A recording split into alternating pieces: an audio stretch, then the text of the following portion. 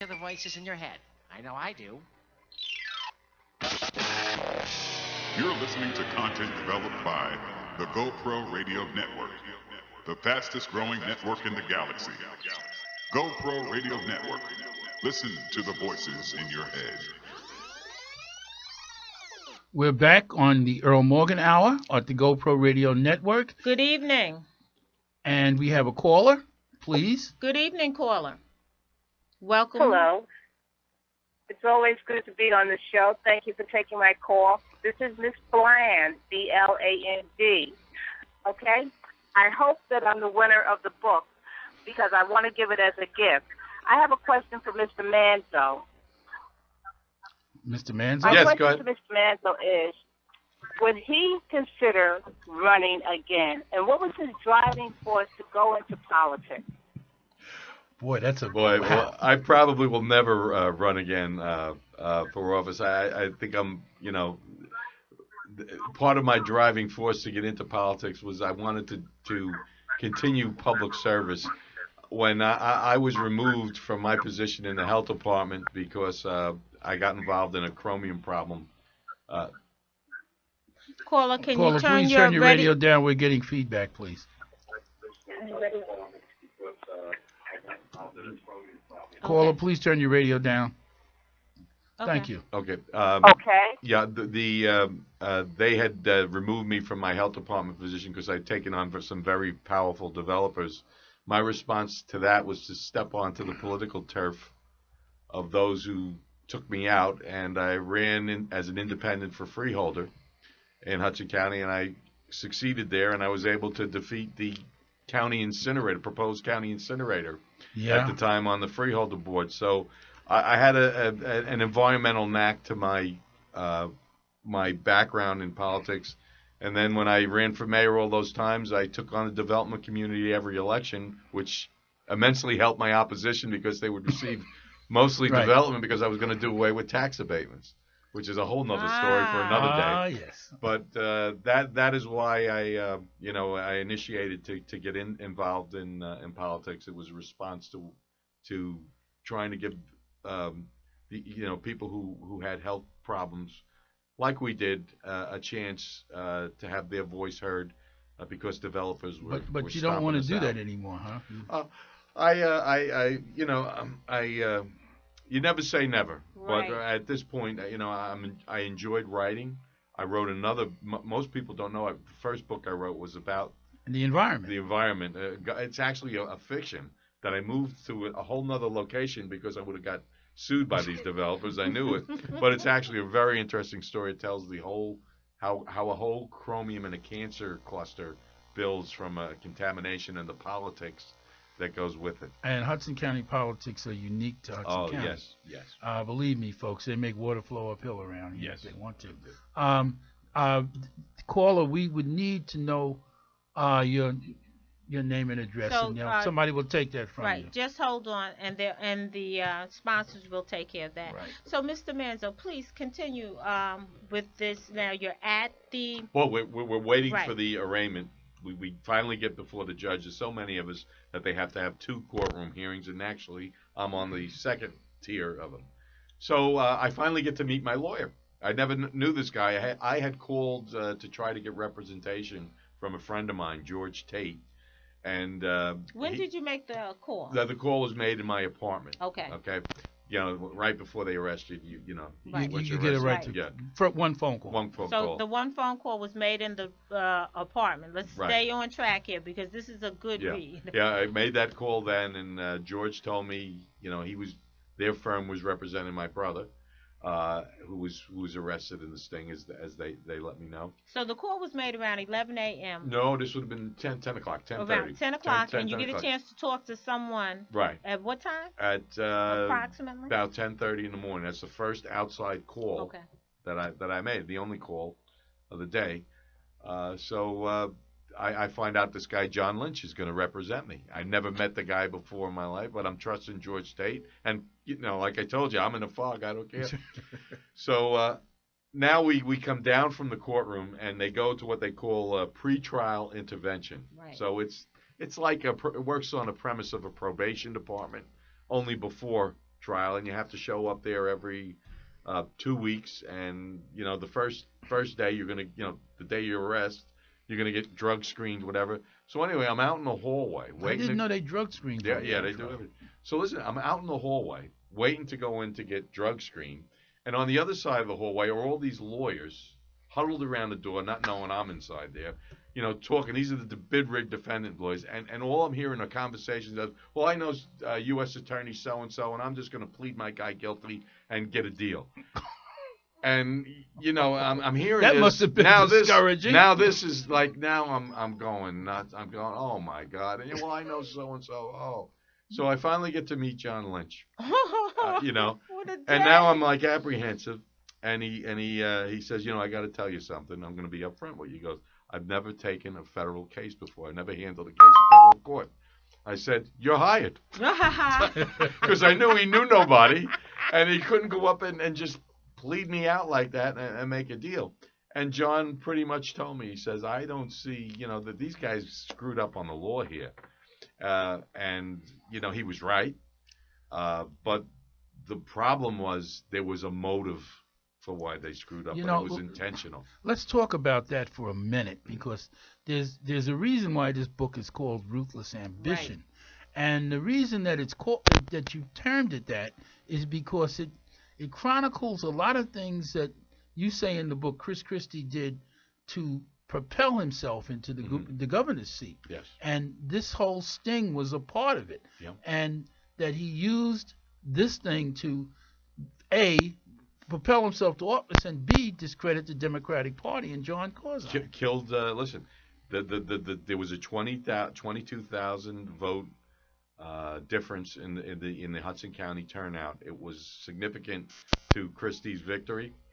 The other thing that was important to note is that in the polling from the day that the arrest went down, Christie went to a 15% lead over Corzine, and it was a lead, that tightened, but one he never relinquished. So the sting, from analysis, from polling data, evidently had the impact it was intended to have. It made Chris Christie the governor. But timing was everything. That's the one thing that we got in the book. But the interesting thing about it is that, to me, is that Christie did all of this knowing that this is going to impact the election. He had been talking to people in the Bush administration, including Karl Rove, who was the Lothario, more or less, of Republican politics, especially in that time. That's right. People forget about the U.S. Attorney scandal in 2006, where, a congressional committee said that we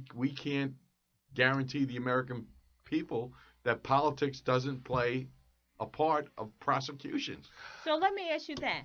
That is so important. What about that don't people get? Why don't they get that?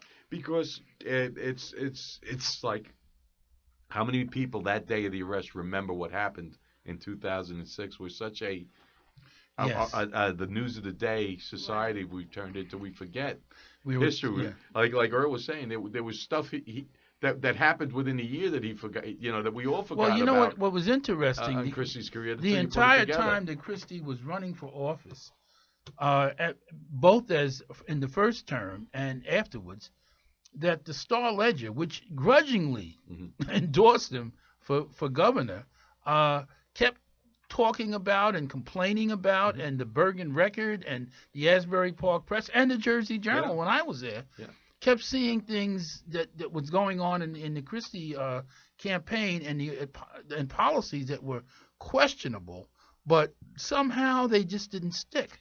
No, and Christie knew that. You know what they knew? They knew one thing they counted on. And this was the statistics I only found out afterwards. That 97% of the people who are arrested by the federal government wind up pleading. Wow. 97%. That should say to everybody there's something wrong with our system of justice. But see, that's why I dwelled on that point. But I wanna ask you this question. Now, when I was reading the book, things really started coming together because of the unique way you really blended everything. That the memories started saying, "Right, I remember that. I remember that." At what point did things start coming together? The aha moment. The aha moment came when we were getting discovery from the government. Okay. Because remember, the book The Jersey Sting, it's another book on this, had come out, and in that book, all these prosecutors. Incidentally, I would advise people that's a great book. They were pounding their chests and they were saying things. They were talking out of school. They were saying things about the investigation they probably shouldn't have said. Okay. So what I began to do is to take those comments and run a timeline.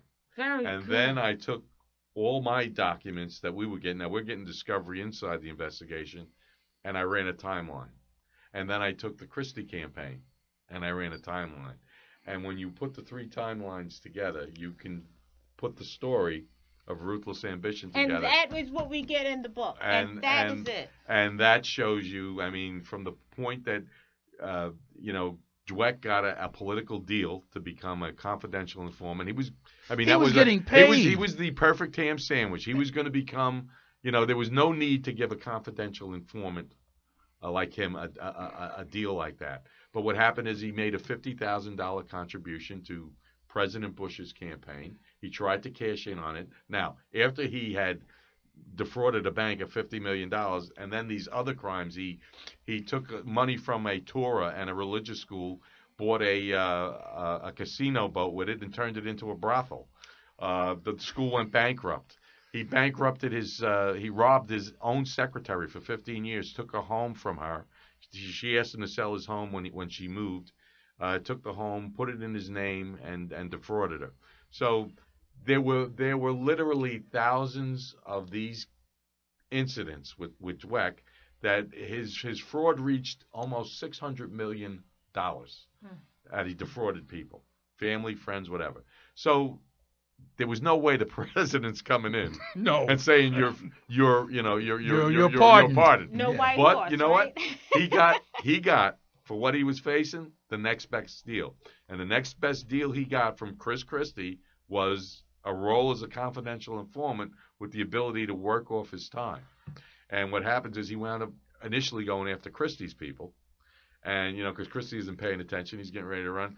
And all of a sudden, all the crimes that he implicated those guys on, they're suddenly purged from FBI documents. And unfortunately, well, this is the fortunate thing. The government is so busy that they want to barrage you with paperwork and documents so you plead guilty. Yeah. So they sent bury you in paper. 15 pages of discovery, 15 boxes of discovery, hundreds of thousands of pages. I read every one.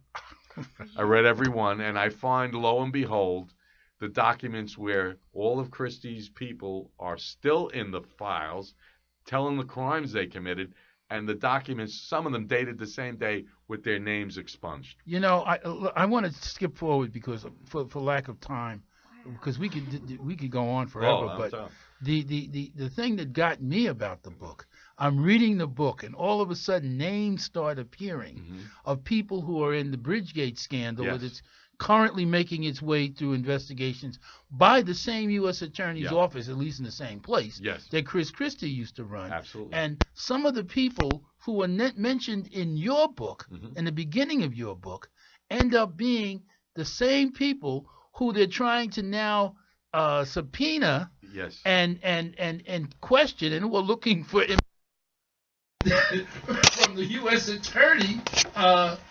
It was amazing. What a turnaround. Druniak is one. Druniak, Wilstein, Sampson. Well, Sampson was involved in Christie's campaign, and the other guy is his chief of staff, McKenna. So that works fine. And here we have strikingly two key things. What happened in Big Rig 3, we had Christie's campaign using the U.S. Attorney's Office, a government entity, to advance his political agenda. In Big, we have his campaign, Stepien and those guys, using the governor's office and the Port Authority to advance Christie's political agenda. So it's the same behavior. As a matter of fact, I would argue that Bidrig 3 foreshadowed everything that is going on in Bridgegate. This is This is interesting and very timely because you were implicated and almost locked up in prison for a crime that Chris Christie's office said you committed. And at the same time, when you read your book, you find all kinds of illegalities they were committing. These same guys who are now involved in not all of them, but many of them involved in Bridgegate, were involved in some of these incidents that you talk about in your book. And some of them are still in that office, which is why I say I don't know how they couldn't have had to recuse themselves from investigating Christie. But the big thing that they did is they put money into elections. Remember, they disenfranchised every voter in Jersey City and Hoboken by putting more than $400,000 into those elections. And Earl, you know it. Money affects elections. Oh, yeah. How much time were you looking at? I would have faced, the maximum would have been 20 years. They try to get, they were going to people making deals. Well, we'll give your client 6 months, and I said, I wouldn't spend a day in jail because of my principles, and I've been so ingrained. Thank God my parents taught me that way, to fight for your name, and it's what you carry through life, and that's what I did. But it was very expensive. Yeah, it was 4 years. It cost me my house, my home, my life savings. But you know what? But where do you go to get your reputation? Yeah, well, that's the problem. People are going to believe what they want to believe, but I had to do it because my dad gave me a good name, and I wanted to maintain that good name. And then I think about the young men and women who don't have that attorney to call or that money. No. Look, there are some that pled guilty to the crimes, knowing they couldn't commit them, just to get this off their back. It is an immense pressure. You can't get a job. It's tying up your whole life. It's like your life is on pause while you're going through this thing. And a lot of them succumbed finally to the pressure. I asked a couple of them that I know and you know. I won't mention any names. Yeah. Why did you do it? And he said, well, I just couldn't fight it. Yeah. But, we're getting close to the end of this. And I want to introduce which that went book so again, fast. Ruthless Ambition. Can you tell our callers how they can get the book? Yes, the easiest way and the cheapest way is to go on Amazon.com and order it from there. That's the best way to get the book. And it also gets the book up in rankings. It's been ranked as one of the top, as low as the top 20 bestsellers in the history category, and it's still up there. So. And I can see why. We're going to apologize to the one caller that stayed online so long we didn't get to. And where will they see you again? What are you doing? Well, now I'm just launching. Actually, this is my first launch on a radio show of promoting the book, and that's what I'll be doing. And I'm working. Actually, I worked on I have another book on the government. But I did a novel on Jersey City, fiction, on Jersey City life, and I'm anxious to get going on that. Because I'm telling you, what I know about this place is ridiculous. All right, we're out of time. Thank you for viewing in. Right, this is the end of your Earl Morgan Hour. Thank you very, very much for being here, Lou. Thank you. I just wish we had more time. I know. Good night, everyone.